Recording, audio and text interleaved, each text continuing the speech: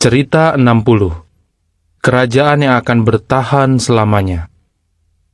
Suatu malam, Raja Nebukadnezar mendapat mimpi yang aneh. Dia menjadi sangat gelisah sampai tidak bisa tidur lagi. Dia memanggil para ahli ilmu gaib dan berkata, "Jelaskan arti mimpi saya." Mereka berkata, "Tuanku Raja, beritahu kami apa mimpi Tuan." Tapi Nebukadnezar berkata, "Tidak. Kalian yang harus beritahu apa mimpi saya. Kalau tidak, kalian akan saya bunuh." Mereka berkata lagi, "Beritahu kami mimpi Tuan, dan kami akan jelaskan artinya." Tapi dia berkata, "Kalian mau menipu saya? Cepat beritahu apa mimpi saya." Mereka berkata, "Tidak ada yang bisa lakukan itu. Yang Tuan minta itu mustahil."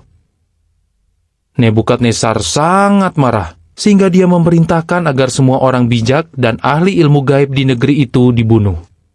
Itu berarti Daniel, Syadrak, Meshak, dan Abednego juga akan dibunuh. Maka Daniel memohon kepada raja agar tidak langsung membunuh mereka. Lalu dia dan teman-temannya berdoa meminta bantuan Yehua. Apa yang Yehua lakukan?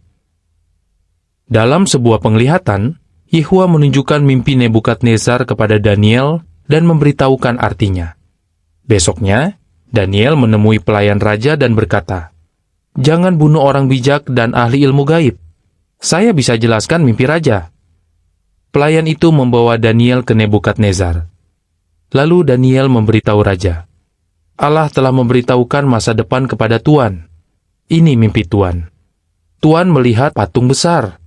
Kepalanya dari emas, dada dan lengannya dari perak, perut dan pahanya dari tembaga, kakinya dari besi, dan kaki bagian bawahnya dari besi dan tanah liat. Lalu, ada batu yang dipotong dari gunung, dan batu itu menghantam kaki bagian bawahnya. Patung itu hancur menjadi bubuk, lalu ditiup angin. Batu itu menjadi gunung yang besar dan memenuhi bumi." Lalu Daniel berkata, "Ini arti mimpi Tuan. Kepala dari emas adalah kerajaan Tuan. Perak adalah kerajaan yang akan berkuasa setelah Tuan. Lalu akan ada kerajaan yang seperti tembaga, yang menguasai bumi.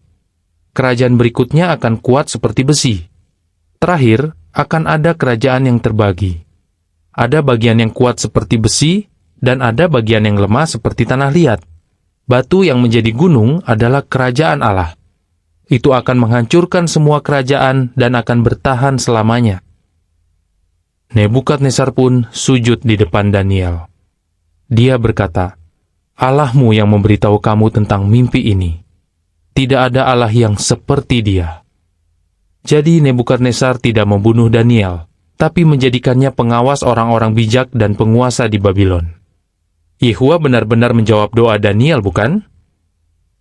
Raja-raja itu dikumpulkan ke tempat yang dalam bahasa Ibrani disebut Armagedon. Wahyu 16 ayat 16. Pertanyaan, kenapa Daniel bisa menjelaskan mimpi Nebukadnezar? Apa arti mimpi itu? Daniel 2 ayat 1-49.